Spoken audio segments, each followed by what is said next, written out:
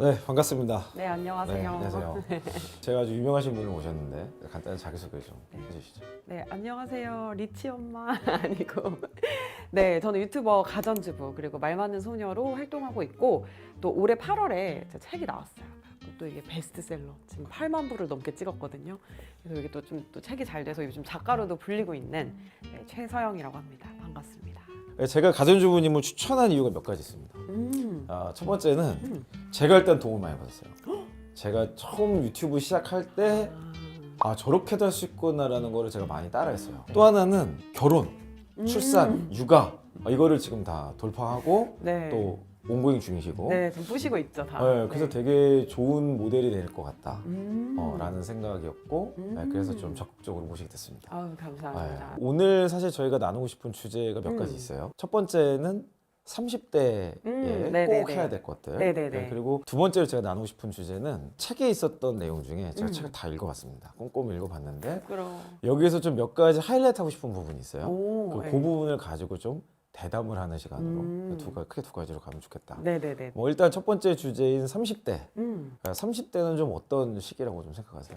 근데 저희 남편이 이제 40대에 들어갔는데 남편이 저한테 이렇게 이야기를 하더라고요. 근데 30대보다 40대가 훨씬 더 인생이 풍요롭고 뭔가를 제대로 좀 누릴 수 있는 나이인 것 같다 이렇게 이야기를 하는데 전 아직 안 가봤으니까 인생에 뭐 10대, 20대, 30대 다 있었잖아요. 근데 30대가 저는 사실 가장 하이라이트였던 것 같아요. 어떤 시기라고 보세요? 이 시기가? 이때가 약간 그 외적인 거랑 내적인 게 약간 맞아 들어가는 시기인 것 같아요. 20대 때나 뭐 10대 때는 열정은 넘치는데 이게 뭔가 익지가 않은 거예요, 사람이. 그리고 너무 에너지가 이렇게 막 이렇게 뿜어져 나오니까 그게 좀 컨트롤이 굉장히 잘 안 됐던 것 같아요. 근데 30대 때는 어느 정도 체력은 떨어지고 또 정신적으로는 성숙해지고 나를 내가 조금 컨트롤할 수 있는 그런 나이대가 됐다고 저는 일단 좀 생각을 하고요. 뭐 커리어도 그렇고 여러 면에서도 그렇고 내가 좀 나를 수긍하고 받아들일 수 있는 때 그래서 진짜 나를 마주하고 좀 나를 진짜 사랑하기 시작하는 나이대가 아닌가 그런 생각이 들어요, 저는. 저는 이 기간을 좀 그렇게 정리해요. 20대는 도전해봐야 될 때, 네네네. 뭐 이것저것 좌충우돌 해보고 뭐 실패해도 상관없어, 막 해보는 때. 그래서 최대한 나의 한계를 한번 경험해보는 거는 이때 하면 좋겠다. 네네네. 그러니까 30대가 배우고 훈련해야 될 때. 그러니까 30대 훈련이 안 된 사람은 40대가 제가 보기엔 비슷해요. 30대, 40대 비슷해요. 근데 30대를 동의해요. 확실히 훈련한 사람은 40대 전혀 다른 영향력이 펼쳐지더라고요. 그래서 제가 이제 많은 사람들을 네네. 만나보면서 느낀 거는 40대가 진짜 꽃을 피우는 것 같아요. 그 저희 남편이랑 똑같은 네, 네. 의견. 예. 그러니까 이제 꽃이 아직 남은 거예요.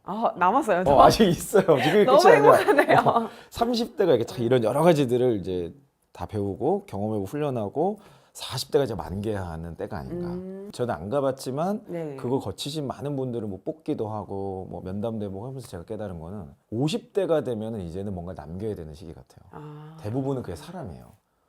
그러니까 돈은 뭐 사람마다 다 다른 건데 나를 따르는 사람이 얼마나 있느냐가 이때 판가름이 나는 것 같아요.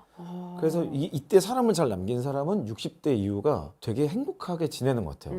회사 다니다 은퇴를 하셔도 뭐 멘토를 하는 분들도 많고 그러면 자기 인생 사시던 분들은 60대 이후의 노후에 대해서 돈의 문제가 아니라 조금 의미 면에서 어려움을 겪으시더라고요. 맞다. 진짜 맞는 말씀이에요. 아마 주변에 그런 분들이 아마 있을 거예요. 네네네네. 맞는 것 같아요. 네. 그래서 30대를 어쨌든 지금 완전히 이렇게 한참 꽃피우시고 이런 그런 시기를 보내고 계신데 네. 30대 때 좀 이런 거는 꼭 해봤으면 좋겠다. 네. 이렇게 추천하고 싶으신 게 좀 어떤 게 있을까요? 일단은 건강이에요. 네. 운동을 뭐 물론 엄청나게 열심히 하시니까 네, 공감을 하실 거라고 생각이 드는데 저는 자기 관리, 뭐 자기 개발의 기초 중에 기초는 저는 체력 관리라고 생각해요. 이게 체력이 안 좋으면 사람이 인성이 되게 안 좋아질 수밖에 없고 그리고 예민해지고 그리고 10개를 생각해도 한 개도 못 해요. 그리고 그걸 못하는 거는 내 능력이 부족해서가 아니라 진짜 체력이 딸려서 그런 경우가 되게 많더라고요. 특히 저는 이제 출산을 했으니까 산후에 이 건강 관리에 대한 중요성을 너무너무 깨닫고 또 건강 관리 못하고 이랬던 시절을 또 굉장히 후회하기도 해요. 그리고 약간은 외모 관리 같은 것도 필요한 것 같아요. 나이가 들면서 나를 관리하는 사람과 관리하지 않는 사람은 좀 그 후광이 다르더라고요. 왜냐면 이 사람은 뭔가 자기애가 굉장히 높고 커리어에 대한 자부심이 있고 앞으로도 일을 계속 할 사람이라는 느낌을 주는 외모 정도는 돼야 되는 것 같아요. 그래서 그러려고 저도 이렇게 좀 뭔가 갖추려고 항상 굉장히 좀 노력을 요즘에는 많이 하고 있고, 그래서 그런 것들이 일단 좀 기본이 돼야 돼서, 그런 건 더 나이가 들고 나면은 좀 되돌릴 수 없는 것들이잖아요. 그래서 그런 걸 해야 한다고 생각하고, 그리고 30대가 끝나기 전에 저는 진짜 해보고 싶었던 도전 하나는 더 해보고 끝내려고 해요.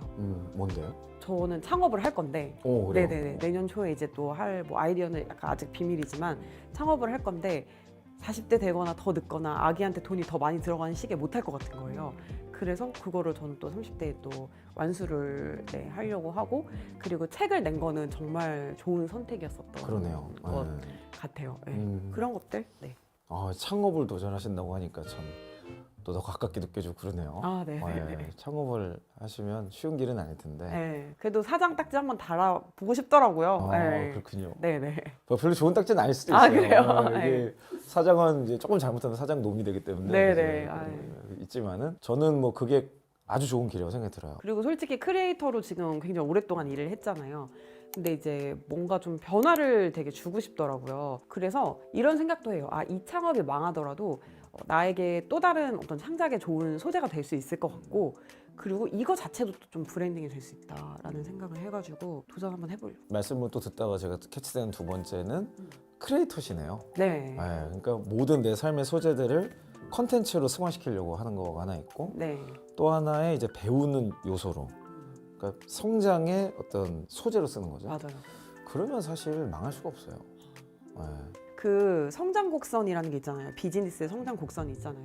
근데 이제 어떤 거가 성숙기에 접어들고 또 이제 쇠퇴기가 되면은 거기에서 선택할 수 있는 게 두 가지라고 하더라고요. 하나는 그냥 그렇게 쇠퇴하는 거. 또 하나는 또 다른 성장 곡선을 만드는 거라고 하더라고요.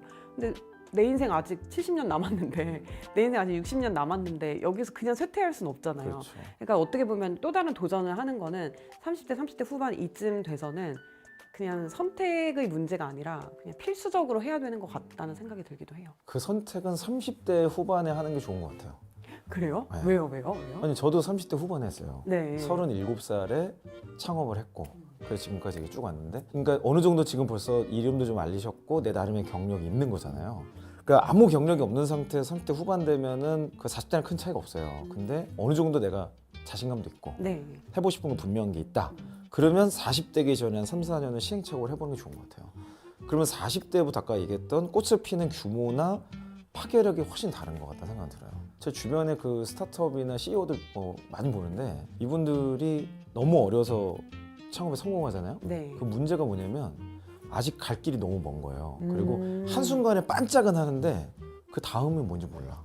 원래 그 소년급제는 맞아요. 패가망신의 원인. 패가망신이라고 맞아요. 하는 그 말이 있잖아요. 네. 네. 그러니까 너무 어린 나이에, 그리고 일단 너무 어린 나이에 성공도 쉽지가 않아요. 그쵸, 왜냐면 이게 그쵸. 뭐 그냥 아이템 한두 개가 터질지 몰라도 경영이라는 건 또 전혀 다른 사람들하고 이제 교류를 해야 되니까. 그러니까 너무 어린 것도 좀 안 좋고, 맞아요. 너무 나이 들면 에너지가 없어요. 아까 말씀하신 대로 그게 안 맞고. 30대 후반, 초반도 제가 보면 좀 훈련의 시기고, 네. 그가 좀 앞에서 훈련을 빡세게 하고 한 37, 8 이 정도에 한번 딱 해보는 게, 뭐 제가 그렇게 해볼까요? 제가 해볼까? 그냥 딱 좋아요. 에너지도 네, 있고 네, 네. 젊은 느낌, 시장에서 젊은 느낌. 네. 그런데 나름 연륜은 있고. 맞아. 네. 맞아. 30대가 그런 나이네요. 30대 후반. 네. 초반을 안 맞아요, 아니고. 맞아요. 사회적으로는 젊은데 또 신뢰감을 가질 만한 그런 또 맞아요, 여유는 맞아요. 어느 정도 네. 있고 맞습니다. 네, 저도 그렇게 생각해요. 저는 제 동기들, 친구들 이렇게 보면은 처음엔 제가 퇴사한다고 할 때 다 이해를 못했거든요. 네. 지금은 다 찾아와요. 아. 어떻게 퇴사할 수 있냐. 제 나이 또래 40대 초반의 친구들을 보면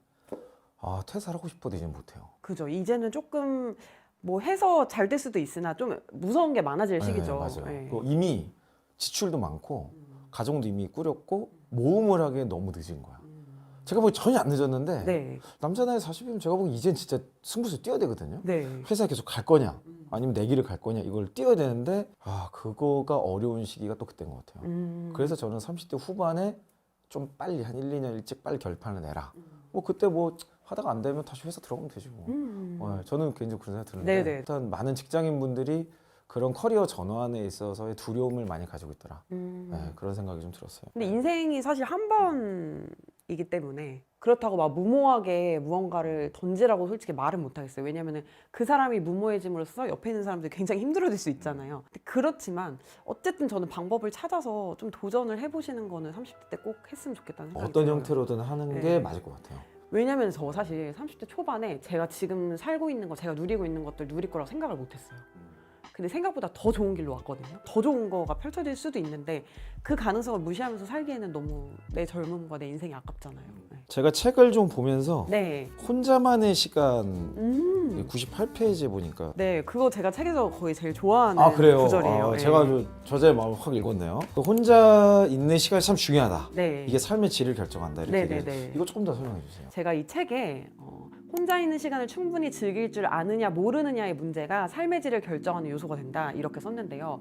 뭐냐면 이런 생각이 드는 거예요. 우리가 대부분 매일매일 하는데 삶에서 되게 중요한 것들은 다 혼자 하는 거더라고요. 숙면을 한다, 뭐 밥을 먹는다, 뭐 씻는다, 양치를 한다, 뭐 책을 읽는다, 일기를 쓴다, 이런 것들 되게 중요한 루틴들이잖아요. 근데 이거를 뭐 누구랑 같이 하나요? 아니잖아요. 혼자 하는 거잖아요. 근데 이럴 때 좀 내가 나를 어떻게 좀 대접을 하느냐, 이런 거에 대한 퀄리티를 어떻게 가져가느냐에 따라서 내가 어떤 사람이 되는지가 결정이 좀 되는 것 같아요. 그래서 이런 글을 쓰게 됐어요.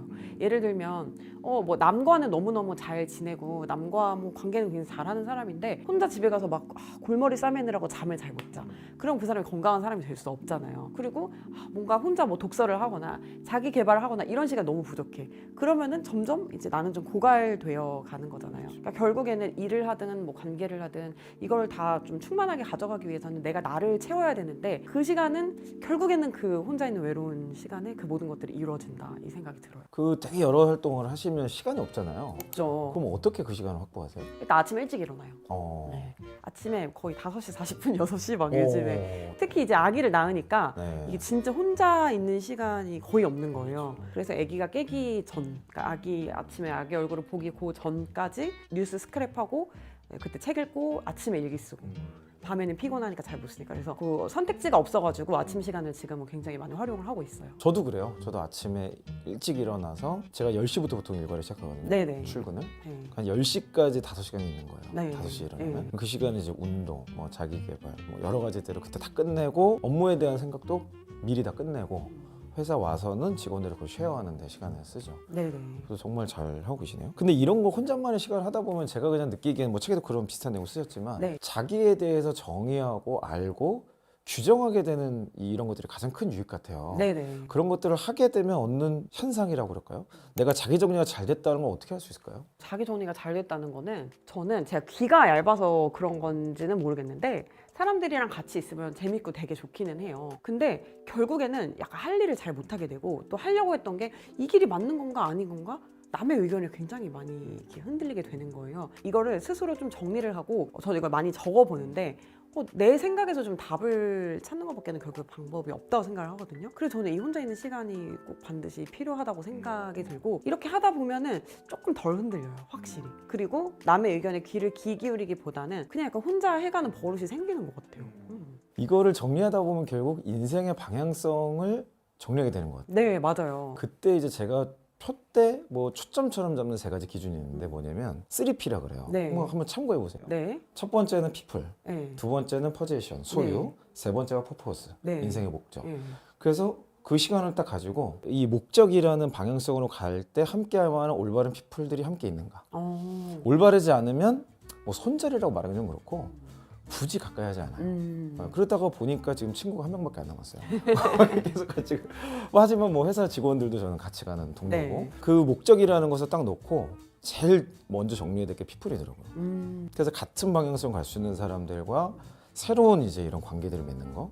그다음에 이제 퍼제션 소유를 어디다 쓰고 있냐. 그러니까 돈을 얼마나 많이 버느냐보다 제가 생각했을 때 중요한 거는 그 돈을 어떻게 쓰고 있냐더라고요. 그러니까 많이 벌어도 뭐 재벌도 욕먹는 재벌도 많잖아요. 그러니까 돈 많은 것도 뭐 되게 중요하고 의미는 있지만 그걸 어떻게 쓰는가가 훨씬 더 저는 가치가 있다고 느껴져서 제가 돈을 어디다가 투자죠, 일종의.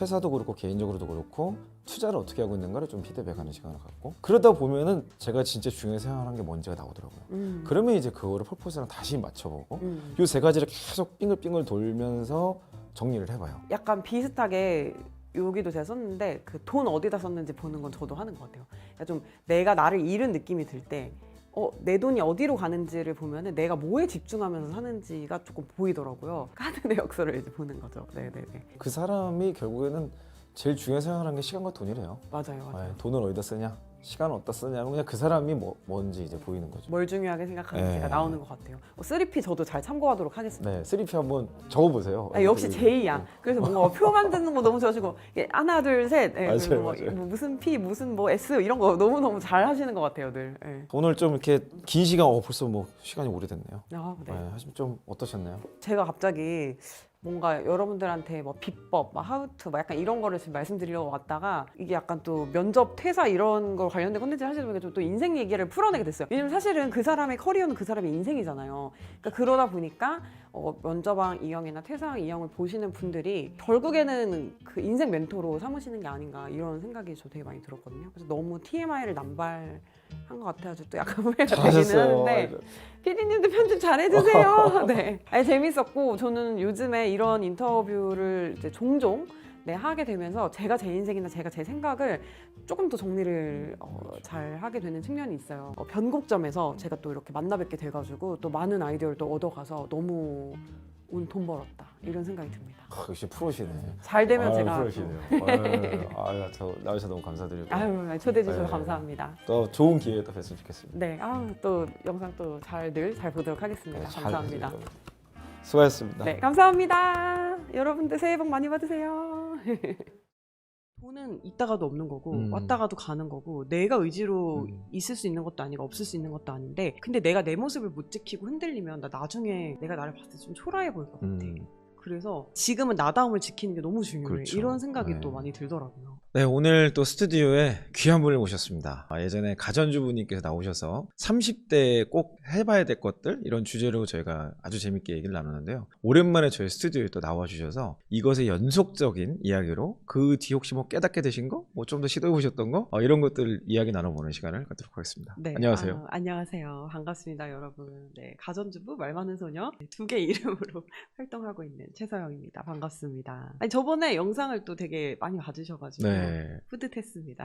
네. 그 최근에 좀 어떻게 지내시는지 근황을 좀 설명해 주시죠. 예전이랑 비슷해요. 애플 이벤트 있어가지고 9월 달에 미국 갔다 왔고 또 뭐 정신없이 육아하고 그리고 또 채널 운영하고 그러면서 이제 또 저는 두 번째 책도 마감을 했거든요. 하루가 어떻게 지나가는지 모르게 시간을 쪼개가지고 열심히 살았던 것 같아요. 최근에. 네. 시간 관리는 어떻게 하세요? 제가 사실은 그 포커스의 책을 보고 네. 반성을 많이 했어요. 왜냐면 우리 그 보통 계획 잘하는 사람 J라고 하고 네. 내키는 대로 사는 사람 P라고 하잖아요. 저는 그냥 검사를 하면 뭐 J가 이렇게 경계선에서 J가 나오기도 하는데 저는 진짜 무계획이거든요. 그래가지고 그 포커스 책을 보니까 표 자체가 너무 대단하신 거예요. 인간계가 아니라는 얘기도 뭐 듣고 그랬었어요. 너무 진짜 그거를 인간계가 너무 이렇게 아니고. 신경 쓰시면 안 됩니다. 근데 보통의 사람이 아닌 거잖아요, 그게. 그래야 제가 좀 지금 위로가 될 것 같거든요. 되게 많이 철저하신 편인 거 맞죠? 네, 그렇죠. 네, 그래서 그걸 보고 사실 좀 반성을 했었어요. 근데 저는 원래 뭐 투두리스트를 만든다라고 하면 결국 투두리스트를 만드는 일이 하나가 더 추가가 되는 거잖아요. 그래서 뭔가 비효율적이다 이렇게 생각을 했었는데 그거 보고 진짜로 저 다이어리 같은 거 조금 더 꼼꼼하게 적고 시간 계획을 하기보다는 하루를 두 번으로 쪼개가지고 사는 연습? 그런 걸 좀 했었고 그래서 이 업무량을 다 소화를 할 수 있었던 것 같아요. 그래도 그 많은 일을 하시려면 네. 뭔가 계획이나 네. 피드백 이런 거 하셔야 될 텐데. 그러니까 계획을 미리 막 세운다기보다는 그 하루를 두 개로 쪼갠다고 했잖아요. 그래서 이제 오전은 혼자 하는 일을 다 하는 시간, 그리고 오후는 누구랑 같이 하는 일을 하는 시간 이런 식으로 이제 계획을 짰어요. 그래서 그냥 오전에는 제가 집필을 하거나 뭐 메일을 하거나 이런 거를 어떻게 해서든지 그냥 다 끝내요. 만약에 오늘 뭐 애기 뭘 내가 해줘야 돼가지고 뭐 소아과를 가야 돼서 시간이 좀 없을 것 같다라고 하면은 새벽에 좀 일찍 일어나서 무조건 오전 안에 그 일을 다 끝내고 그리고 이제 오후에 뭐 팀이랑 만나서 뭐 촬영을 한다든가 뭐 미팅을 가든가 친구를 만난다든가 이런 것들 다 짜가지고 넣고 이런 식으로 되게 허술해 보이시죠? 아니요. 제가 지금 정리하고 싶었던 게 뭐냐면 네. 지금 말씀하신 게 사실 포커스를 제가 제안하는 방식이에요. 그러니까 중요한 것에만 집중하고 그리고 그거를 덩어리로 네. 많은 걸 하지 말고 중요한 거 한두 개만 하자. 그래야 인간다운 삶도 좀 살고 여러 가지 좀 할 수 있으니까. 네. 근데 그거를 지금 딱 두 개를 쪼개시고 데드라인 정해서 어떻게든 끝내신다는 거잖아요. 네네 맞아요. 사실 그게 가장 높은 수준의 기술이죠. 그리고 하나 더 있어요. 저 예전에는 제가 아이디어가 떠오르면은 그거를 무조건 실행을 하는 편이었어요. 그게 좀 저의 존재 이유라고 생각을 했어요. 뭔가 빠르게 추진하는 것들 이런 거. 근데 지금은 체력도 안 되고 이것저것 육아와 함께 하다 보니 네, 맞아요. 결과가 제대로 안 나오는 게 싫은 거예요. 그래서 지금 한 번에 하나만. 그러니까 뭐 유튜브 하고 있고 이런 거는 제가 어떻게 할 수 없는 그냥 제 원래 뭐 생업이라고 치면은 그 밖에 프로젝트는 딱 하나씩만 하는 거예요. 근데 이제 책 썼으니까 이제 시간이 좀 있어요. 그럼 이제 또 다른 거 좀 생각해 볼 수 있는 거. 일 저지르는 거 하나만 하자 이렇게 생각을 하고 있습니다. 그게 어떻게 보면 포커스의 진정한 방식일 수 있겠네요. 네. 네. 저 정말 진짜 권장도서 네. 자극을 많이 받았어요 진짜. 네. 아니 그러면 그런 아이디어가 많이 떠오르시는데 아이디어에 대한 영감은 어떻게 얻으세요? 이런 게 있는 것 같아요. 저 친구들이랑 밥 먹으러 가면 저도 제가 이런 생각을 하는지 몰랐는데 제가 그런 걸 한대요. 이 가게는 하루 매출이 대충 얼마일 것이다. 이런 얘기를 제가 항상 한다는 거예요. GDR의 냄새가 좀 풍기는데. 네, 좀 GDR 냄새가 있었나요? 근데 저는 그걸 내가 그래서 여기서 무슨 사업을 벌여야 되겠다 이런 관점으로 해석을 하는 게 아니라 진짜 이 일을 하면 얼마를 버는지가 항상 조금 궁금했던 것 같아요. 그래서 뭐 돈가스 집에 가면은 지금 내가 여기 1시간을 있었는데 여기에 지금 테이블이 뭐 몇 번이 회전이 됐을까? 사람이 얼마가 있었고 그리고 보통 한 테이블에 뭐 2명씩 앉았는데 우리가 시킨 거를 바탕으로 뭐 한 3만 원을 시키는 것 같아. 그럼 하루에 얼마 벌겠거든. 그런 걸 보다가 내가 해볼 법한 일을 보면은 해봐야 되겠다. 그냥 이렇게 생각을 하는 것 같아요. 그러니까 늘 좀 이렇게 스위치가 온 되어 있다고 해야 되나? 네, 그렇죠. 그런 느낌인 것 같아요. 저도 비슷한 거 많이 하는데 저는 식당을 가면 내가 이 회사 사장이라면 뭘 바꾸지를 생각해요. 그래서 계산을 해보고 저도 똑같이 계산을 해보거든요. 테이블 숫자하고 동선 최적화, 메뉴 최적화, 그리고 인테리어 이런 몇 가지들을 보고 내가 사장이라면 또 저분에게 만약에 내가 컨설팅을 해준다면 그 맞건 틀린 건 뭐 모르죠. 가게에 사정이 있는 거겠지만 나라면 이렇게 하겠다라는 것도 나름 이제 아이디어도 좀 정리해보고 더 좋은 매장을 갖다. 예를 들면 돈가스집도 똑같은 돈가스집이 아니고 잘하고 있는 돈가스집 있잖아요. 비싸고 뭐 이런 거 떠나서 그럼 거기에 썼던 어떤 원리나 방식을 여기에 적용할 수 있겠다. 뭐 이런 생각들을 막 나름 정리하고 그러다 보니까 여러 개 시도하게 되는 것 같아요. 네. 시뮬레이션을 해보니까 그런 생각을 하는 거가 좀 훈련이 돼야 되는 것 같아요. 그게 없으니까 밥집에 가서도 사실 배울 수 있는 게 되게 많은데 맞아. 그렇게 보기보다는 그냥 평가만 하고 오는 거죠. 맛있다, 맛없다, 사진 잘 나온다, 못 나온다. 맞아. 정말 일상에서 영감이 있는 것 같아요. 특별한 데서 자꾸 영감을 찾으려고 하면은 그거는 오히려 좀 그 행위를 하기 위해서 되게 소모적인 부분이 많은 것 같고 내가 있는 이 현실에서 내가 다르게 할 수 있는 게 뭐가 있을까? 아니면은 다른 사람들은 어떻게 하고 있을까? 이런 거 그냥 보는 거 그냥 좀 재밌기도 하고 그런 거가 습관이 되면은 좀 다른 자기 개발이 별로 필요 없다 이런 생각이 들죠. 그렇죠. 네. 자기 개발이 결국에는 자기를 알아가는 거라고 하더라고요. 자기를 아는 지식이 세계 최고의 지식이다. 이제 그렇게 얘기해요. 누구를 알려줄 수가 없는 거니까. 그쵸. 어떤 사람들은 깨닫는다 이렇게 표현하기도 하고. 그 지난번에 저희 채널에 나오셔서 30대 꼭 해야 될 것들에 대해서 여러 가지 의견을 주셨는데 그 뒤로 뭐 혹시 더 생각이 바뀌셨거나 이런 건 좀 해봐야 될 것 같다. 그렇게 혹시 얘기해 주실 게 있을까요? 사실은 30대가 되어서도 있는데 이제 뭔가 가정을 꾸리고 아이를 키우다 보니까 바꾸어야만 하는 그런 생각들이 좀 많이 있는 것 같아요. 최근에 그런 책을 읽었어요. 세상에서 가장 긴 행복 보고서라는 책, 그런 책을 읽었는데 저 되게 궁금했거든요. 하버드의 저명한 학자들이 연구를 해서 어떨 때 인간이 가장 행복하고 만족감을 느낄 수 있을까 그런 걸 조사하면 뭐가 나올까 되게 궁금했어요.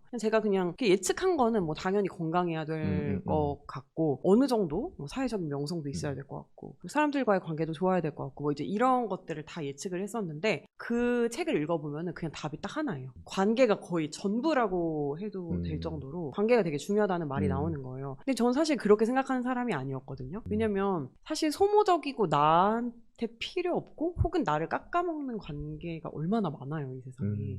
그래서 저는 최대한 그런 관계를 될 수 있으면 이제 약간 피하면서 살아오려고 굉장히 노력을 많이 했었고 그리고 비효율적으로 이렇게 뭔가 시간 보내고 그런 거 좀 되게 안 좋아했었어요. 근데 그 책을 읽고 나서 조금 생각이 많이 달라지긴 했었어요. 이루려고 하는 이 모든 것들이 내 주변에 사람이 하나도 없고 나 혼자 이뤘을 때 무슨 의미가 있지? 이런 거를 물어보니까 좀 다른 답이 나오더라고요. 그리고 그 관계 중에서도 제가 지금 되게 좀 집중하고 싶은 관계는 아이와의 관계도 있지만 저를 뭐 도와주시는 부모님과의 관계 그리고 뭐 남편과의 관계 이렇게 가족이 똘똘 뭉칠 수 있는 시기가 되게 없을 것 같다는 생각이 드는 거예요. 그래서 그 관계에 대한 중요성을 되게 많이 깨달은 거 그게 이제 좀 첫 번째 생각의 변화인 것 같고요. 그리고 이제 또 두 번째는 저는 원래 좀 젊을 때는 성과 위주로 살아왔었어요. 대부분의 사람들이 그럴 것 같아요. 그땐 뭐 체력 생각도 넘치고 아직 내가 얼마 정도 할 수 있는 사람인지 음. 모르잖아요. 그러니까 일단 무조건 목표를 높게 잡고 잘해야지 난 잘할 수 있어 라고 믿잖아요 그때는. 그리고 그게 뭐 좀 자연의 섭리인 것 같기도 하고요. 그래서 그때는 저도 무조건 위만 보면서 성과를 위해서 살았고 그렇게 하지 못하면 저를 되게 닥달하고 저를 많이 혼내면서 시간을 많이 보냈었거든요. 근데 어느 순간부터 성과보다는 내가 이 일을 왜 해야 되는지 의미를 좀 찾아야 되겠다 이런 생각을 굉장히 많이 하게 되더라고요. 근데 사실 저는 저의 사명이라고 할 만한 거를 아직 발견하지 못한 것 같아요.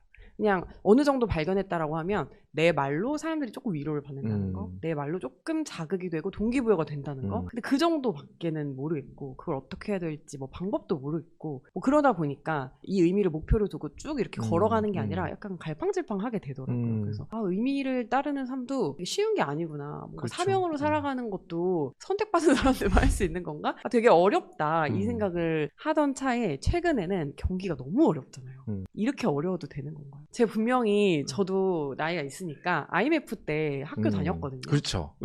저 인천 살았어가지고 그때 정말 어떤 때였냐면은 반에서 한 반 정도는 아빠 직장이 대우인 애들이었는데 그때 대우자동차가 이렇게 됐잖아요. 다 실직하고 다 붕어빵 팔고 정말 어려울 때 저도 학교 다니면서 그 지역이 그랬군요. 네, 그때 공포가 어떤 공포가 있었냐면 아빠가 회사에서 잘릴까봐 잠이 안 오는 거예요. 제가 그랬어요. 막 울면서 아빠한테 막 근데 나이가 중학생이셨을 것 같은데. 초등학교 6학년에서 이제 중학교 넘어가는 때인데 그러니까 이제 뭘 느꼈냐면 교복을 맞춰야 되는데 막 돈이 없고 맞아요. 친구들이 그런 맞아요. 걸 또 느꼈었던 거예요. 일찍 철든 친구들도 좀 많았었고 그리고 그때 정말 가정이 해체되는 경우도 너무 많았었고 예, 막 그랬었어요. 그거를 겪어온 세대고 저 취업할 때 리먼 브라더스 사태 터지고 서브프라임 모기지론 터져서 막 채용 취소되고 뭐 이런 것도 정말 많았었고 했는데 근데 지금 더 어려운 것 같아요. 더 어렵죠. 더 희망이 없는 것 같아요. 그리고 수치적으로도 좀 더 희망이 좀 없어 보이기도 하고 그리고 사람들 자체도 제가 이렇게 여러 번 무너지는 거를 눈앞에서 봐서 그런지 모르겠는데 나아지기는 할까? 뭐 이런 생각이 조금 들기도 하고 그래서 경제가 너무너무 어려운 거예요. 그러니까 뭔가를 하거나 잘하거나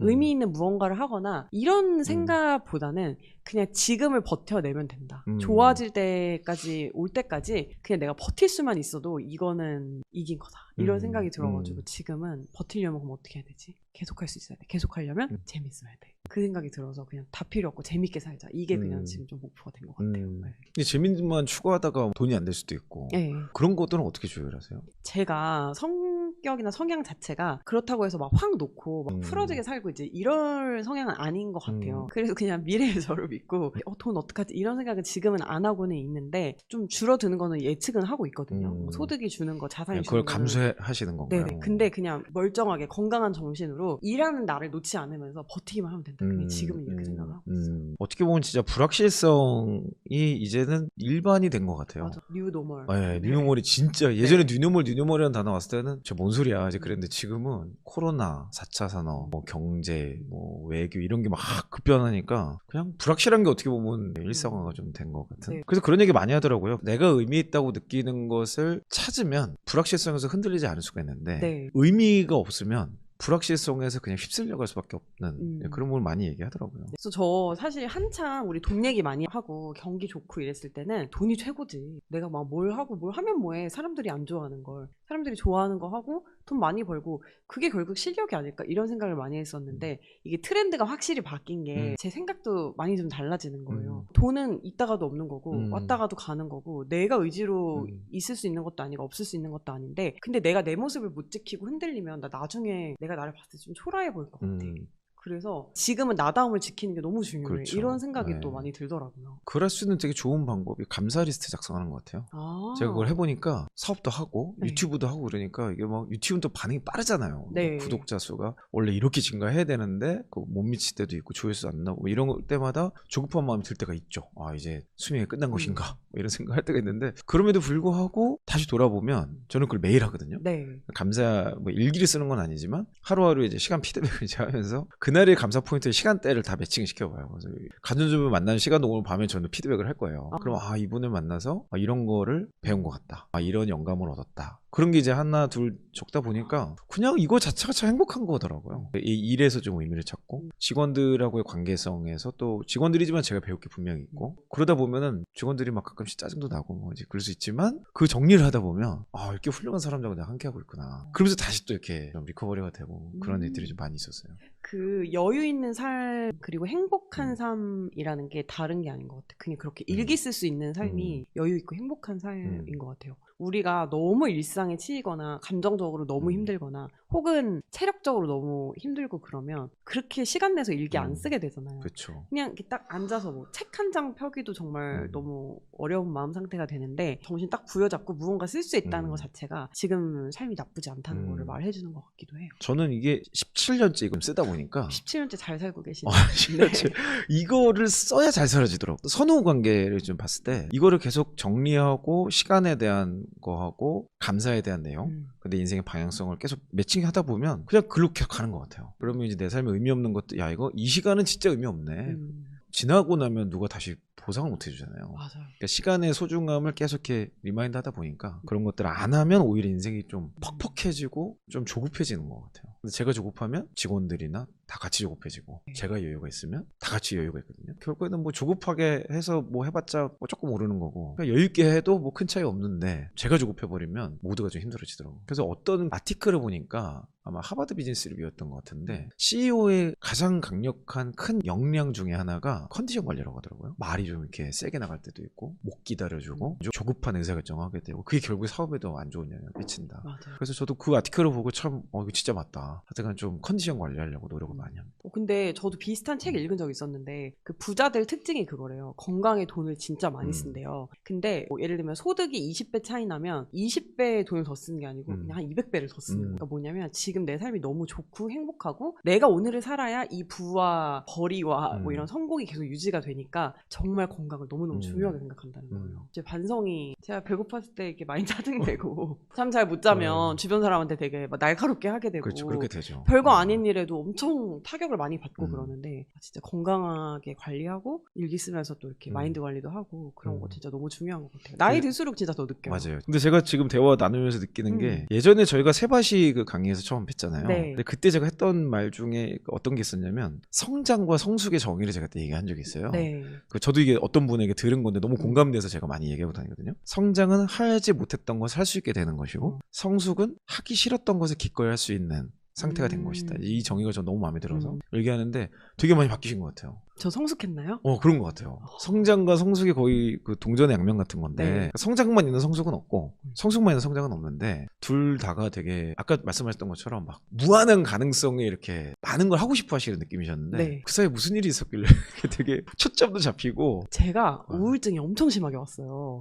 그래요? 근데 저는 이렇게 막 감정적으로 많이 휘둘리는 스타일은 아니에요, 사실은. 그래서 몸이 안 좋으면 이제 좀 살짝 뭐 우울해지고 뭐 그냥 그랬던 것 같은데 출산한 지가 한 9개월, 10개월 그쯤 됐을 때 되게 뒤늦게 산후 우울증이 온 거예요. 근데 그거는 저는 확신해요. 정말로 몸의 호르몬이 바뀌면서 굉장히 막 두려움, 우울감 이런 게 이제 확 오더라고요. 이제 뭐 여자분들은 아마 이 롤러코스터를 이해를 해주실 수 있을 것 같은데 저도 애를 처음 낳아보니까 그리고 애 낳고 나선 전 괜찮았거든요. 그래서 전혀 그런 우울함을 모르다가 이게 번아웃 플러스 우울증이 같이 와가지고 저를 좀 한번 이렇게 좀 다 내려놓는 시간이 있긴 있었던 것 같아요. 근데 그때 제가 용기를 얻은 건 뭐냐면 아무것도 안 해도 아무 일도 안 일어난다는 거를 좀 처음 느꼈던 것 같아요. 사실 아무도 저한테 짐 지워준 적이 없었는데 제가 좀 짐을 그냥 스스로 남의 짐까지 뺏어가지고 지고 다니는 스타일이었어요. 그리고 한 번 태어난 인생이니까 뭐든지 다 해봐야 될 것 같고 막 다 잘해야 될 것 같고 좀 그런 편이었거든요. 그리고 뭐 누구랑 경쟁하는 것도 아니고 그냥 아무도 평가하는 것도 아닌데 그냥 내가 나를 막 괴롭히면서 가는 타입이었는데 이렇게 한번 고꾸라져 보니까 결국에는 내가 내 의지로도 아무것도 내가 할 수 없는 상황이 올 수도 있겠구나. 이제 좀 이런 깨달음을 얻었던 것 같아요. 다 놨는데 뭐 유튜브도 안 하고 뭐 이렇게 다 놨어요. 다 놨는데 근데 별로 아무 일이 안 생기는 거예요. 그래서 내가 제일 두려워하는 상황은 내가 아무것도 아닌 상황인데 내가 아무것도 지금도 아니구나. 별게 아니었었구나. 내가 지금 가지고 있는 게 뭐 되게 큰 줄 알았는데 그런 깨달음 플러스 아무것도 안 해도 나는 그냥 나구나. 이런 거를 좀 제가 알게 됐던 것 같아요. 그래서 그때 좀 마음이 많이 편안해졌고 그때 좀 감사함을 많이 느꼈어요. 그리고 사실은 내가 하고 있는 이 많은 거를 지탱하기 위해서 나 혼자 열심히 간다고 생각을 했는데 그렇지 않고 주변에 사람들이 진짜 많았던 거예요. 그런 감사함 같은 것도 좀 알게 됐고 그래서 제가 그 관계가 되게 중요하다는 게 많이 와닿았나 봐요. 그래서 결국에는 뭐 재산을 많이 가지고 너무 행복하죠. 그리고 돈이 많으면 뭐 사람이 많이 할 수 꼬이는 있는 것도 것도 많고, 많아요. 네. 근데 그거는 좋은 관계가 전제가 돼야 되는 것 같아요. 좋은 사람들이 내 옆에 많을 때 그 모든 게 조금 더 빛난다는 생각이 드는 것 같아요. 어려움이 있어야 성숙해지나 봐요. 예, 예.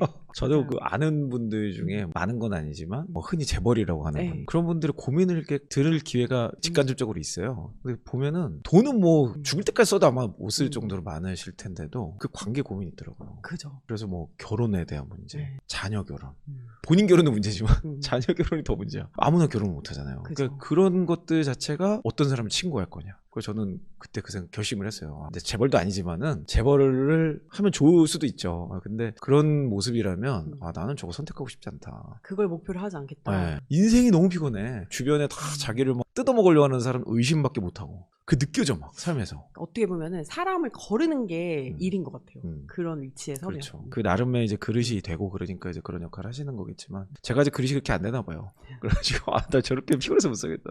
아니 피곤한 삶인 거 맞는 것 같고 정말 좋은 관계가 있어야 되는 거는 돈이 얼마냐 뭐 이런 것도 중요하지 않고 사회적으로 어떤 역할을 하는 사람인지 이런 것도 중요하지 않은 것 같아요. 왜 우리 막 그런 거 많이 보잖아요. 뭐 배우자 잘못 만나서 인생 망치는 케이스 뭐 이런 거 많이 보잖아요. 그런 것만 봐도 태산 남편이 되게 고마워지고 그런 그렇죠. 고마움을 많이 느꼈어요. 힘들면서. 30대에 꼭 해야 될 것들의 연장선상으로 보자면 좋은 관계를 갖는 거라고 정의할 수 있겠네요. 맞아요. 그리고 그거 아세요? 이것도 그 책에서 본 건데 50세 때 인간관계가 거의 고정이 돼요. 그때 인간관계에 만족을 하는 사람은 거의 죽을 때까지 만족을 한다는 거예요. 그러니까는 지금 30대 그리고 사실 말이 좋아 30대지 이제 한국 나이로 내년에 40이니까 지금 38살 뭐 얼마 안 남았잖아요. 그러니까 이때부터 한 10년밖에 안 남은 거예요. 좋은 관계를 구축할 수 있는 계기가. 그래서 20년을 되게 사람들한테 베풀면서 잘 살아야 되겠다. 그 생각 많이 해요. 저는 30대 때 픽스된 인간관계 계속 가는 것 같아요. 네. 뭐 더 확장 뭐 살 생각도 없고 이 안에서 계속 이미 어느 정도 좀 된 게 아닌가. 그래서 저희끼리 지방에 이제 집을 지어서 같이 이제 모여 사는 막 그런 꿈도 꾸고 그러거든요. 그런 거 같이 논의할 수 있는 사람이 있다는 것 자체가 되게 인생을 잘 살아온 것 같아요. 축복이라고 할 수 있죠. 뭐 제가 뭘 했다기보다는 누구나 이제 그런 좋은 관계들이 있을 텐데 관계의 중요성을 잘 모르거나 또는 관계의 기준을 잘 모르면 좀 소홀히 하게 되고 그러면서 이제 멀어지는 게 아닌가. 맞아요. 그리고 좀 맞는 말씀이신 게 저도 지금 제가 조금 찐득하게 만나고 있는 사람들은 죽을 때까지 계속 보고 싶거든요. 근데 예전에는 지금 되게 친한 친구인데 언젠간 쟤랑 도 멀어지겠지 이렇게 생각하는 사람 분명히 있었어요. 근데 지금은 그렇진 않아요. 왜냐면 그만큼 내가 살기가 힘들고 바쁘고 챙겨야 될 가족들이 많으니까 불필요한 관계가 없어요. 유지가 안 되더라고요. 그렇죠. 저는 또 코로나에도 좀 감사한 게 코로나 때 정말 많이 정리가 되지 않으셨어요? 저는 그 전에 이미 정리를 해놓은 상태.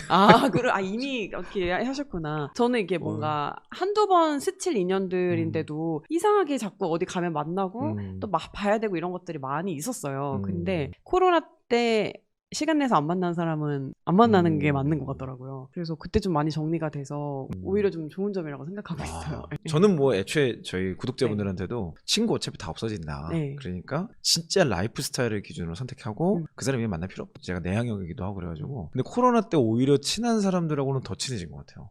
저도 왜냐면 그래요. 마스크를 오픈할 수 있는 대상이니까. 그리고 집으로 부를 수 있는 사람이니까. 그렇죠. 네, 맞아요. 오늘 네. 30대에 꼭 해야 될 것들의 네. 후속편으로 네, 했는데 네. 어쩌다 보니까 얘기가 관계. 관계의 중요성, 관계가 우리의 어려움과 힘든 상황도 극복할 수 있는 원동력이 되고 또 의미도 찾게 되는 좋은 거라고 정리가 될 것 같습니다. 혹시 저희 구독자분들에게 뭐 더 추가적으로 하고 싶으신 얘기가 있을까요? 그러니까 저는 이 생각도 또 사실은 언제 바뀔지는 뭐 모르겠어요. 근데 지금 제 생각이 제일 중요한 거는 제가 언제 가장 행복했을까 이렇게 생각을 해보니까 물론 성취를 했을 때, 성장을 하고 있을 때 그런 거 정말 너무 중요해요. 그리고 사실 우리가 지금 뭐 하루 종일 뭐 이렇게 친구들이랑 놀고 뭐 항상 여행만 다니고 뭐 그럴 수 있는 상황들은 보통 다 아니시잖아요. 다들 열심히 열심히 일을 하고 막 이렇게 바쁘실 것 같아요. 그래서 너무 이렇게 막 뭔가 관계를 그렇게만 보지 마시고 앞으로의 포텐셜이 있잖아요. 진짜 이 사람이 나랑 좀 끝까지 같이 갈 수 있는 의리 있는 사람인지 그런 걸 보면서 좋은 관계를 이렇게 쌓아가면서 지내보는 것도 되게 재밌지 않을까 이런 생각이 또 들기도 하고요. 그리고 이제 좀 저는 저 스스로 이제 30대를 거의 마무리하는 입장에서 생각을 했을 때 당연히 더 열심히 해야죠. 그리고 저희 자녀한테 이렇게 좀 뭔가 보여줄 수 있는 되게 좋은 본보기가 사실 저잖아요. 특히 또 이제 딸아이이기 때문에 저를 보면서 아 그냥 저렇게 커야지를 분명히 생각을 할 것 같거든요. 제가 저희 엄마를 보면서 나도 저런 어른이 돼야지라는 생각을 했던 것처럼 그렇게 그냥 좀 최선을 다해가지고 열심히 사는 건 변함이 없을 거는 같아요. 다만 지금 상황 같은 게 이제 막 너무 어렵고 이러다 보니까 비관적으로 빠지기 쉬울 것 같은데 지금 시기에 뭔가 버티는 것만으로도 너무 잘하고 있다고 스스로 좀 응원하시면서 가셨으면 좋겠습니다. 큰 힘과 위로가 됐을 것 같은데요. 무슨 얘기를 했는지 모르겠지만 제 생각이 그렇습니다. 저한테 맨날 네. 뼈만 맞다가 네, 오늘 또 귀한 시간 내주셔서 너무 감사드리고 네. 종종 이렇게 저도 뵈면 감사합니다. 좋겠네요. 그러니까요. 후속으로 네네. 좀 어떻게 지내셨는지 네네네. 또 앞으로도 계속 파이팅 하시고 저도 성장하시기 응원하겠습니다. 바라겠습니다.